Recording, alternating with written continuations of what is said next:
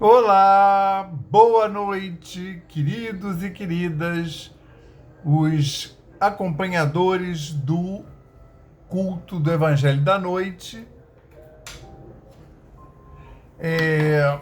Hoje vamos fazer o culto do dia 7 de setembro de 2023. É um dia festivo, o dia da pátria. Tá vendo que maravilha? E para começar esse culto,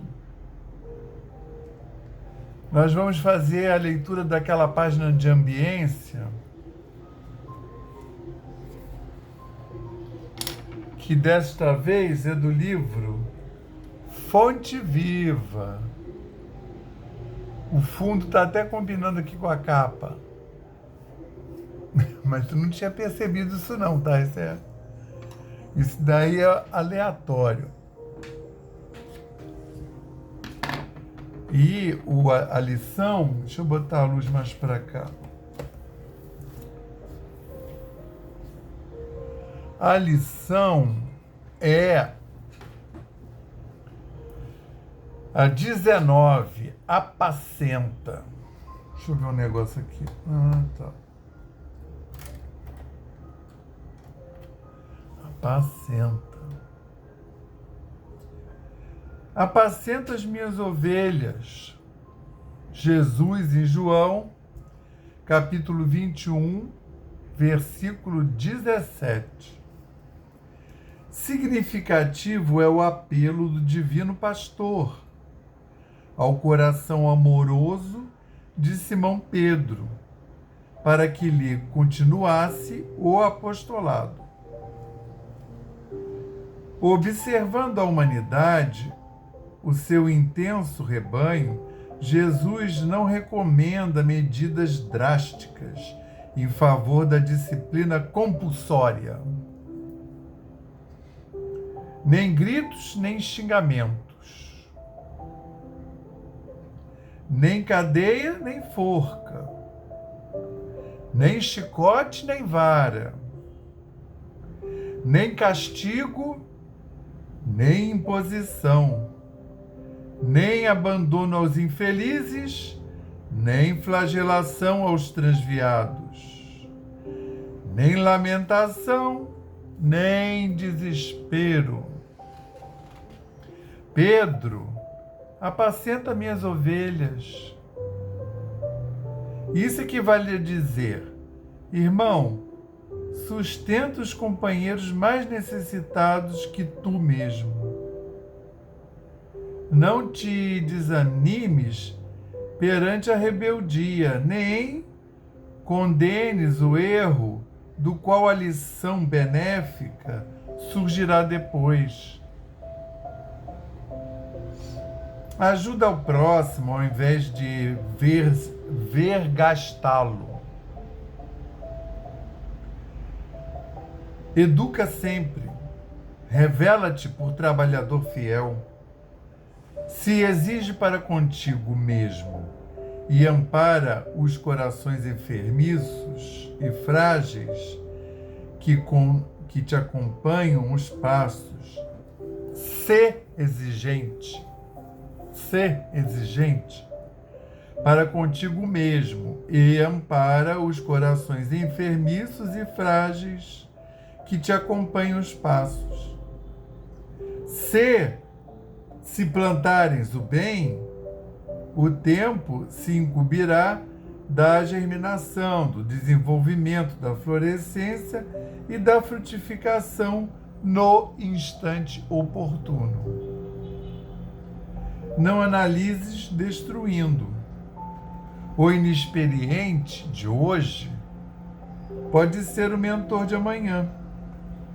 Alimenta boa parte do teu irmão e segue para diante. A vida converterá o mal em detritos e o Senhor fará o resto, graças a Deus. Não é? Graças a Deus.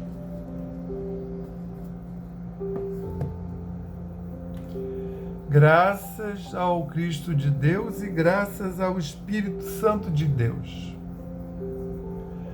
Graças ao nosso patrono São Francisco de Assis e graças aos nossos guias e protetores espirituais, anjos da guarda, individuais e de família. Graças à egrégora da Aliança da Fraternidade e do Evangelho da Noite. Obrigado, Senhor, pela semana que recebemos desde o último culto do Evangelho da Noite, no nosso último encontro. E, Senhor, envolve-nos, abraça-nos e conduz-nos, Senhor.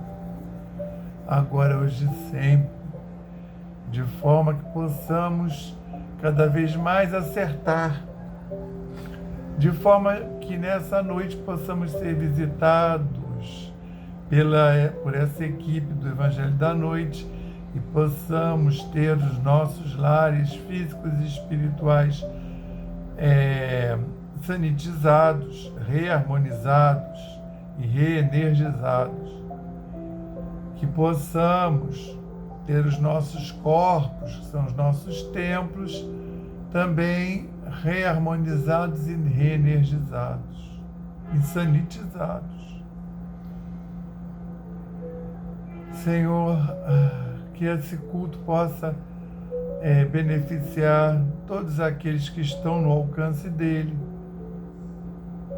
e que nós, então, possamos passar esses minutos sintonizados com o Altíssimo e ir recebendo em nossas casas a equipe do Evangelho da Noite para podermos pensar, elaborar e sintonizar com a mensagem do Cristo, com a luz do Cristo.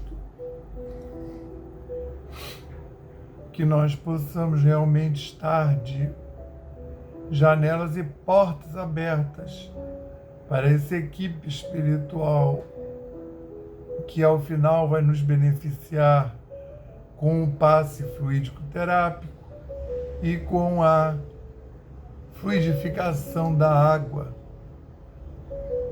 Nós podemos botar um copo já com água ou pensar na água da nossa geladeira, a nossa água potável. Senhor Jesus, dá-nos a permissão de dar por iniciado o Evangelho da noite de hoje, dizendo o lema da nossa casa, paz e fraternidade, e o lema de Francisco, paz e bem, graças a Deus. Então, hoje nós vamos dar continuidade ao estudo do Evangelho de Lucas, ainda estamos no capítulo 1, e hoje nós vamos apreciar os versículos 57 até 66, tá? E o pastorino deu o nome de Nascimento de João.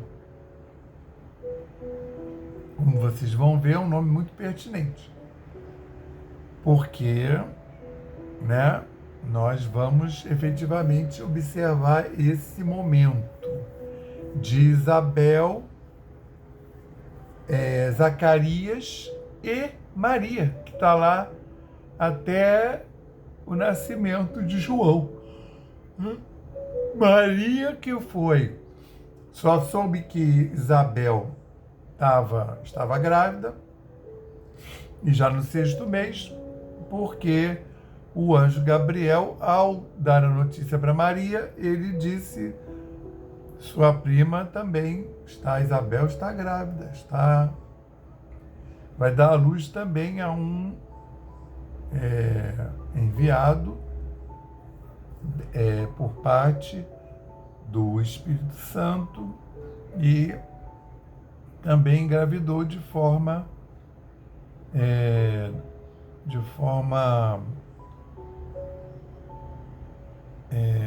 santa, de forma não física, né?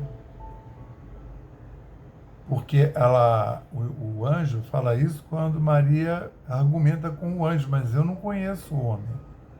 E aí o anjo falou, não precisa se preocupar, porque virá um Espírito Santo e ele vai, né, cuidar disso. Aí ele cita, por exemplo, porque Maria tinha 13, 14 anos, estava em idade fértil. Mas ele fala, isso daí, para Deus nada é impossível. Sua prima, Isabel, que já tem idade avançada também, já está concebendo, né? Já foi também fertilizada dessa forma. E aí, como é que o Pastorino fez a tradução? Que o Pastorino, o texto que ele usa, ele traduziu dos originais, tá? Ele não pegou de nenhuma dessas Bíblias que estão por aí. Então, chegando o tempo de dar à luz, Isabel teve um filho. Seus vizinhos e parentes, sabendo da grande misericórdia que o Senhor manifestava para com ela, participavam do seu regozijo. No 8º dia, vieram circuncisar o menino, e iam dar-lhe o nome de seu pai, Zacarias. Sua mãe, porém, disse, não, mas será chamado João. Disseram-lhe, ninguém há entre teus parentes que tenha dado esse nome. E perguntava por acenos ao pai que nome queria que lhes pusessem. Que lhe pusessem na criança. Ele, pedindo a tabuinha, escreveu, João é seu nome. Porque o anjo tinha mandado. E todos se maravilharam. Imediatamente lhe foi aberta a boca e solta a língua. E começou a falar, bendizendo a Deus. O temor apoderou-se de todos os seus vizinhos e divulgou-se a notícia de todas essas coisas por toda a região montanhosa da Judéia. E todos os que dela souberam, as guardavam no coração, dizendo, que virá a ser então esse menino? Pois, na verdade, a mão do Senhor estava com ele. Gostaram? Uma passagem muito bonita, né? É uma continuação, né? O primeiro capítulo de Lucas, ele é um capítulo muito elucidativo e muito bonito, porque ele conta com detalhes que nenhum outro evangelho conta esses momentos, esses primeiros momentos quando Maria é fertilizada do Filho de Deus, né? Da chegada de Jesus, que foi há umas 2 semanas atrás, e também da preparação da prima de Maria, Isabel, em relação a gerar o João Batista. Então, a Isabel ficou mais surpresa que Maria. Maria, ela foi uma menina já preparada, né? Dedicada ao templo. Maria, ela não se espantou tanto, mas Isabel, até porque Zacarias era sacerdote. Ele era daquela casta, né, dos saduceus, que eram da onde vinham os sacerdotes. E Zacarias e Isabel não tiveram filhos, e isso já tinha muitas décadas. A sorte é que eles eram longevos para a época, né? E então, eles, embora Zacarias sempre pedisse, e pedia da posição de sacerdote, eles nunca tinham sido atendidos, que segundo está lá no texto de Lucas, Isabel era estéril. A gente não sabe quem é que era estéril, né? Podia ser o Zacarias também.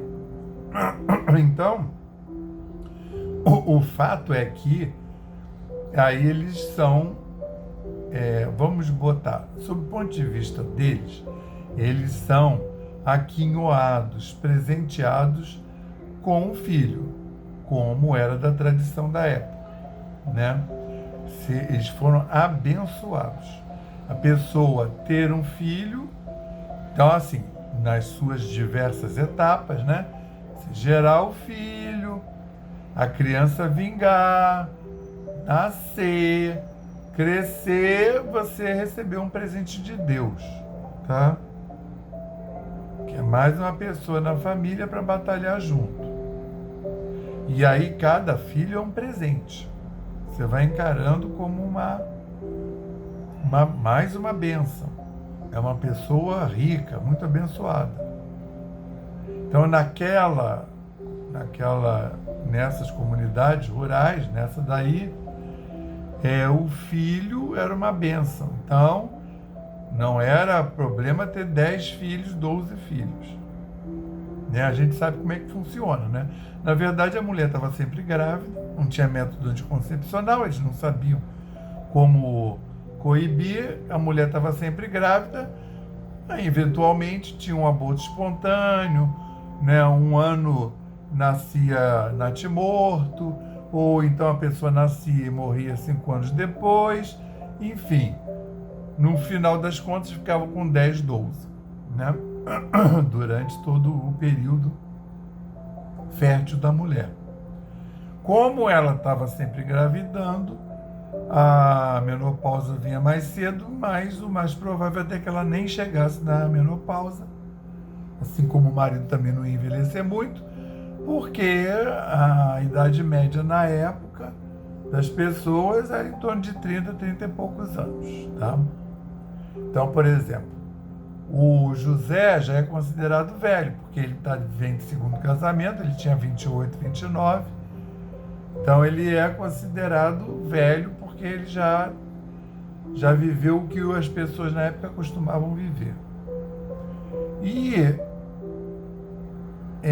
Isabel e o sacerdote Zacarias, quando o anjo aparece, ele fala, as suas preces foram atendidas. E aí sua esposa vai ficar grávida, né, do Espírito Santo. Porque ele mesmo diz, nós somos já idosos, minha esposa tem idade avançada. Mas o anjo fica ali, mas o problema de Zacarias é que ele fala assim, como é que eu vou saber disso? Como é que eu vou, né, comprovar isso? Aí o anjo falou, não, chega. Vai ficar mudo, todo mundo só fala que Zacarias ficou mudo. Mas na realidade ele ficou surdo também. Ele ficou num estado para ele se recolher, ele como sacerdote, sendo atendido pelo pai dele, o Deus, para quem ele tanto pediu a graça, ele, na hora que recebe a graça, não acredita. E aí, o anjo faz as pessoas tomam como se fosse uma vingança, né, ou um castigo. Mas, na verdade, era um momento reflexivo para Zacarias, sobre tudo aquilo, toda a vida dele, que ele já tinha uma certa idade, e tudo aquilo que esse fato significava para ele, entendeu? Então, de um modo geral, né, até hoje, né, no meio dos judeus, né, a mulher fica grávida. Ela não sai falando para todo mundo. Que, aliás, é o caso aqui até da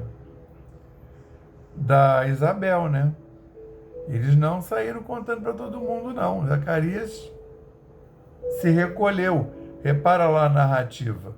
Ele sai mudo, as pessoas entendem que ele teve uma visão do anjo, mas não sabe o que aconteceu. Já era, você imagina, o homem impactado de violenta emoção. Aí ele sai lá do santo, que ele foi designado para acender o incenso. Aí ele encontrou o anjo lá, e aí ele sai, e assim, eu vou ter um filho, Isabel está grávida. Não correu esse risco porque ele estava mudo. Ele não ia, humanamente falando, né?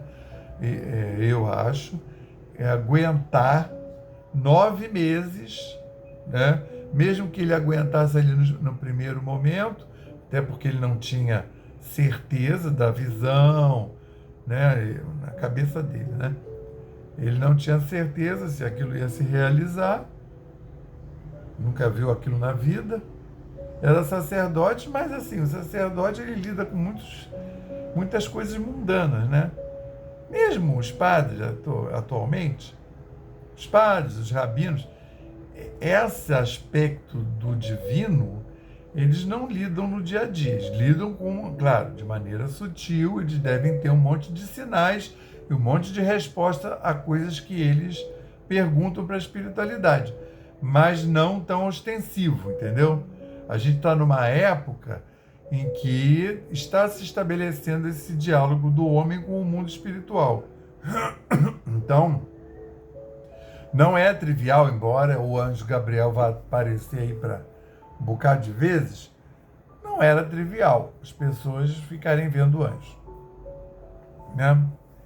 E repara bem, vamos ver aqui, ó, quer ver? Seus vizinhos e parentes, sabendo da grande misericórdia que o Senhor manifestava para com ela, participavam de seu regozijo. No 8º dia vieram circuncidar o menino e iam dar-lhe o nome de seu pai, Zacarias. Sua mãe, porém, disse: não, mas será chamado João. E disseram-lhe: não há entre teus parentes ninguém que tenha esse nome. E perguntavam por acenos ao pai que nome queria que lhes pusesse. Perguntavam por acenos. Você vê que ele não está ouvindo. As pessoas não percebem muito isso. Dizem só que ele ficou mudo. Aí, a pedido, aí o Zacarias pediu uma tabuinha. Não pensa que é um quadrinho branquinho desses modernos, que você tem uma caneta que escreve em quadro branco, você escreve, né, ou um bloco de papel, e depois você pode apagar no caso do quadro, no bloco você vira a página. Não, era uma tabuinha que já era usada mesmo para essas pessoas que tinham essa dificuldade, né, que nasciam mudas, que nasciam surdas e mudas, a gente nem sabe como é que é, né? Porque não tinham esses métodos que nós temos hoje, que um surdo pode aprender a falar. Mas na época, eu não ouvia como é que ia falar, né? Mas agora, se ouvia, aí podia não falar, não conseguia falar, mas podia se comunicar através dessa tabuinha que tinha uma camada de cera, e o cara escrevia ali com algum instrumento, um pedaço de madeira, aí escrevia as coisas. Depois nivelava de novo a cera, e aí podia escrever mais coisas, entendeu? Não era uma coisa tão prática, mas é o que tinha na época. E aí ele pediu a tabuinha e escreveu: João é seu nome, e todos se maravilharam. Imediatamente lhe foi aberta a boca e solta a língua, e começou a falar, bendizendo Deus, que é o cântico de Zacarias, que é o tópico da semana que vem, tá? Ele começou a falar bendizendo a Deus. Então imagina, o cara ficou 9 meses mudo, e ele que era sacerdote, porque o anjo não disse se ele ia voltar a falar. Então você imagina, o cara ficou 9 meses bolado, mas ali não escutando, não podendo falar e podendo refletir sobre tudo, né? Sobre sua vida, religião, o fato de ser sacerdote, o fato de poder falar. E aí o que acontece? Vou lhe dizer. ele volta a falar, tem a língua solta e começou a falar. A boca aberta, foi aberta a boca, a língua solta começou a falar, bendizendo a Deus. Então não fala aqui, mas começou a escutar também. O temor apoderou-se de todos os seus vizinhos e divulgou-se a notícia de todas essas coisas. Você imagina o impacto disso na vizinhança. O temor é no sentido de, como se dizia no jargão antigamente até hoje, temente a Deus, né? Na época tinha mais sentido a pessoa ser temente a Deus. Então é a pessoa que respeita a Deus. Ela não sai fazendo tudo que ela quer porque Deus não quer isso, não quer aquilo, tem 10 mandamentos, minimamente. E aí tem essas festas que você faz colheita e oferece. Tem os sacrifícios, né? Quando fala os sacrifícios de holocausto, significa que você sacrifica alguma coisa viva, né? Podia ser uma pombinha, uma preá, ou no caso de uma comemoração grande, o templo sacrificava um cordeiro, né? Que é o caso até da Páscoa, que no caso até são vários cordeiros, né? Porque era uma população para alimentar, eram vários cordeiros. Aí em holocausto, aí depois de você põe fogo, tá? E você lá incinera lá o sacrifício, o que foi sacrificado, o que foi ofertado. No caso dos cordeiros da época do Pessa, da Páscoa, eles são comidos, tá? São assados na braseiro, lá no fogo, são comidos. Mas não pode sobrar nada. O que sobrar tem que voltar para ser queimado. Você não pode, não comi o cordeiro hoje, vou deixar para amanhã. Não, tem que voltar para ser queimado no mesmo dia, se sobrar. E aí ele escreveu bem dizendo, aí o temor apoderou-se de todos, no sentido que as pessoas, Deus existe, olha quantas coisas que ele fez. Isabel engravidou, a criança nasceu, né? O Zacarias ficou mudo, agora ele começou a falar de novo, o anjo mandou botar o nome de João, ó quanta coisa, e isso circulando loucamente lá, né? Aí o que acontece? Inclusive tinha que ter esses sinais para as pessoas acreditarem, tá? As pessoas só acreditavam se tivesse efeito físico, né? Não mudou muito não, né? O povo hoje em dia, não sei se segue o evangelho, mas se tiver alguém recebendo um espírito ali, falando, dando comunicação, já vai todo mundo lá na sessão que a pessoa está se apresentando. Se a pessoa materializar a coisa, então, meu Deus, aí vai até em outro país atrás da pessoa. Aí o nome falou, e o Termoã, e divulgou-se a notícia de todas essas coisas por toda a região montanhosa da Judéia.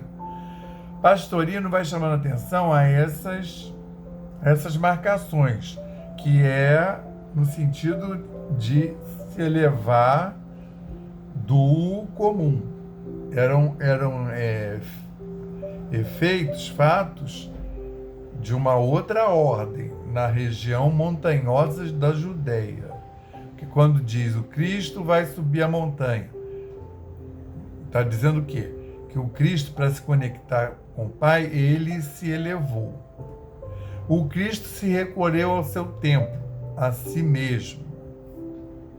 Às vezes diz, ele foi lá, se afastou, subiu a montanha, foi para o deserto, mas junto com esse gesto físico, o gesto físico é para que a gente compreenda e chegasse até nós, mas o Cristo podia, no plano, se recolher a ele mesmo, se elevar, mas como ele está fazendo uma pregação para a gente, isso tem que chegar até nós 2023 anos depois, é isso aí, né? E todos os que dela souberam dessas coisas, as guardavam no coração, dizendo que virá a ser esse menino? Pois, na verdade, a mão do Senhor estava com ele. Então, as pessoas já estão pensando que uma coisa poderá acontecer futuramente, né? As pessoas já estão querendo fazer o vaticínio do amanhã. Então, elas já não estão mais preocupadas que a Isabel, que tinha idade, engravidou, numa época que não tinha absolutamente nenhum cuidado pré-natal, né, inseminação artificial. Então, era uma época difícil. A gravidez de uma mulher com 20 e poucos anos já era uma coisa que você tinha que resguardar. Você imagina de uma senhora, né? Isabel era senhora. E, mais de um modo geral, até hoje no judaísmo, você, então, nossa, fecundou, está crescendo a barriguinha, vamos dizer, naquela época que não tinha teste de gravidez. Aí a pessoa vê que a mulher está enjoando, aí vê crescer, aí ela cresceu, a barriga cresceu, aí a criancinha nasceu, a mulher não ficava saindo não. Então, quanto menos gente soubesse, melhor. Então, geralmente, até não é para você sair espalhando.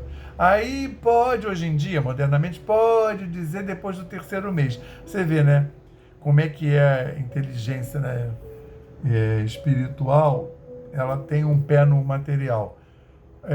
Você pode falar depois do 3º mês. O 3º mês é quando o neném já está completo, a parte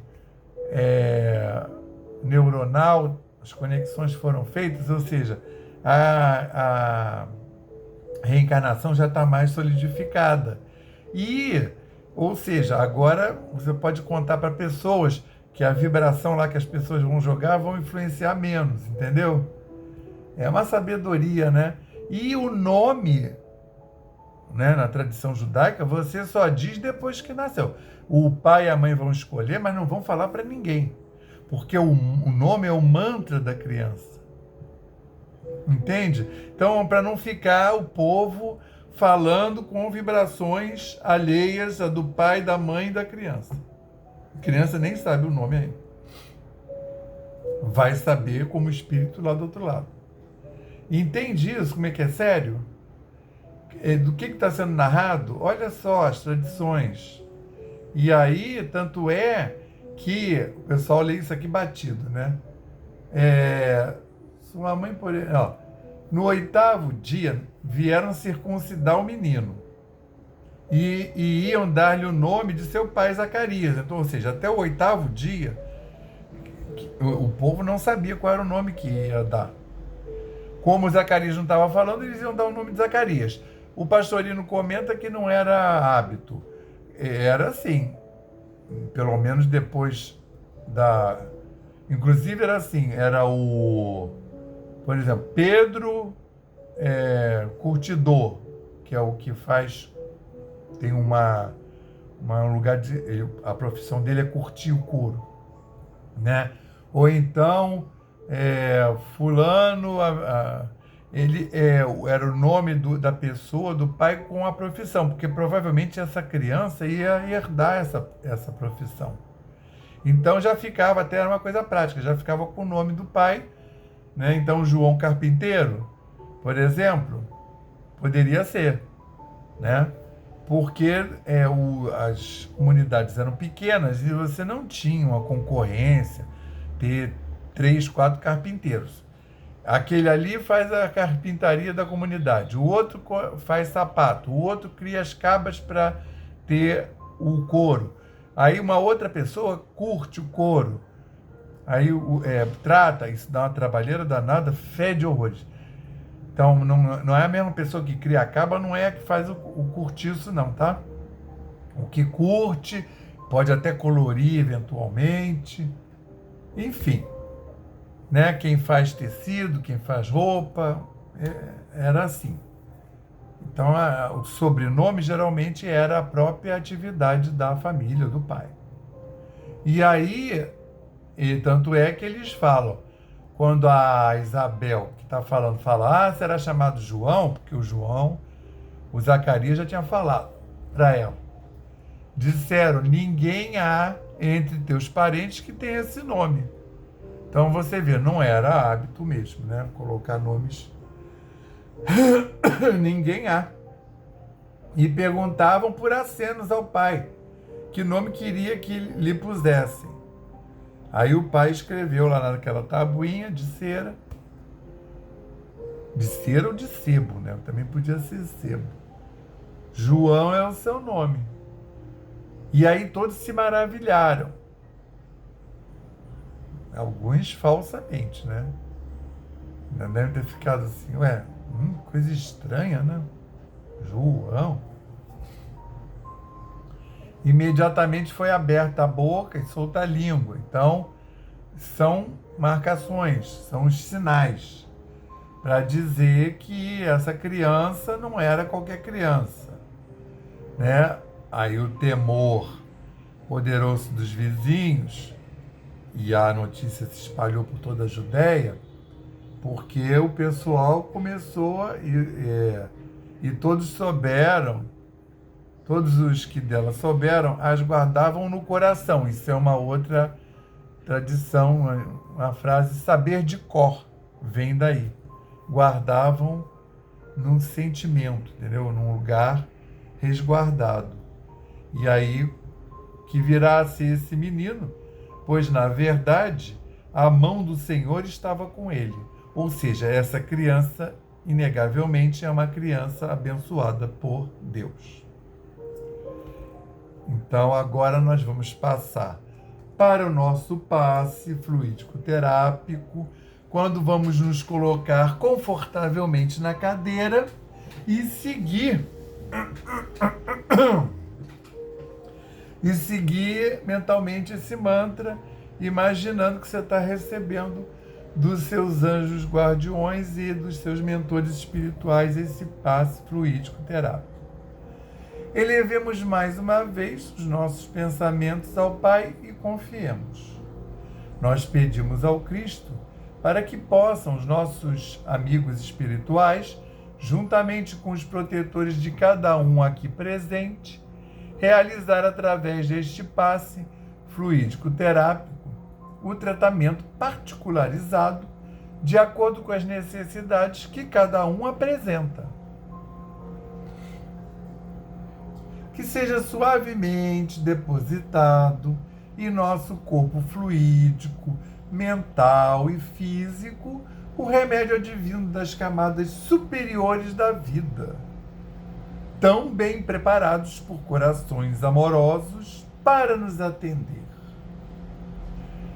Rogamos ainda que os benefícios deste passe se estendam aos nossos lares, envolvendo de forma carinhosa os nossos familiares, parentes e amigos, proporcionando-lhes igualmente tratamento eficaz.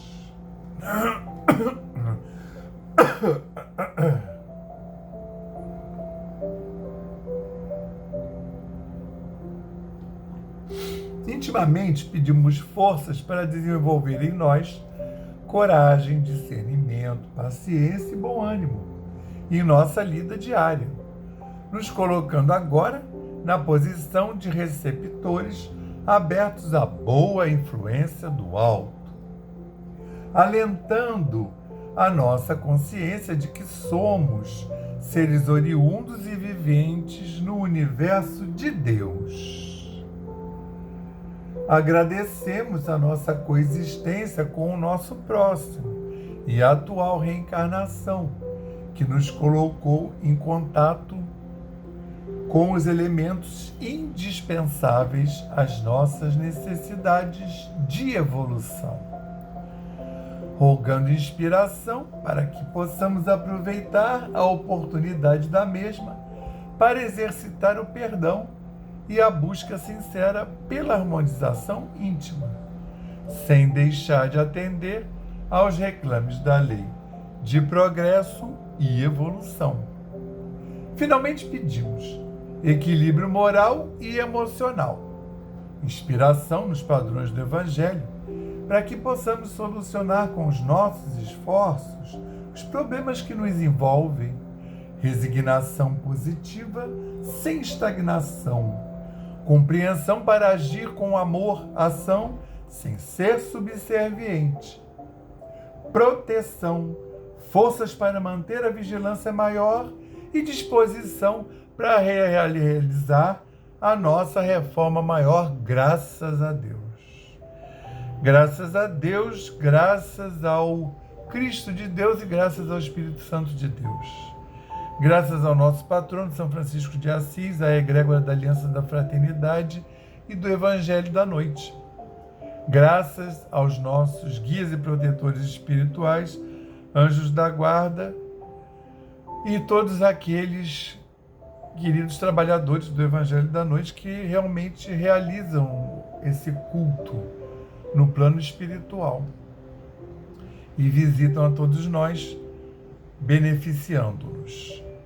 Jesus, queríamos mandar um quanto de luz para toda essa humanidade encarnada e desencarnada, um quanto de luz para Gaia, o planeta Terra, e também gostaríamos de fazer, Senhor, o envolvimento espiritual de todos esses líderes espirituais das diversas religiões que circulam o planeta.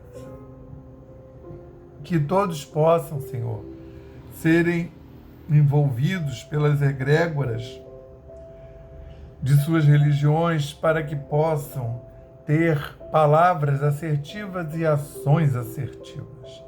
Que todos esses líderes materiais do planeta Terra, tanto os que têm cargo político quanto os que têm posição de mando econômico, que também possam ser abundantemente envolvidos e amparados. Para esses, então, para que tenham palavras e gestos acertados, principalmente ajustados a esse momento crítico que vivemos. Senhor Jesus, envolve todo esse planeta. Queremos mandar também uma vibração para a transição planetária, um quanto de energia. Agora nós vamos fazer 30 segundos de silêncio para que nós possamos em casa colocar as nossas demandas e os pedidos por terceiros.